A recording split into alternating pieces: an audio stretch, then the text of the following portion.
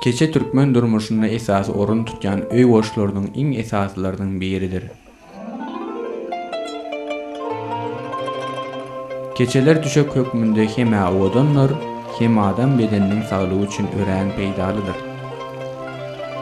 Keçe ýüňden edilip, gyşny sowukdan, tomusyny da yssydan gorap bilýän täsin önümdir.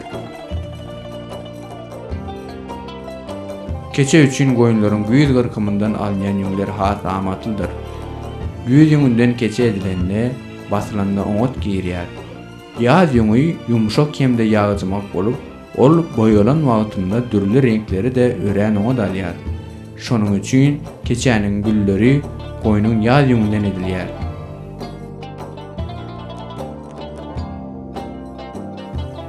Keçe çopanlar üçin aýratyn ähmiýeti eýe bolup durýar. Sebäbi ol türli ziýanly haýwanlardan gorap saklaýar. Çopanlaryň sowukdan, ıgaldan goranmak üçin ulanýan ýapynja görnüşli eşigi, oýlyk hem keçeden edilýär.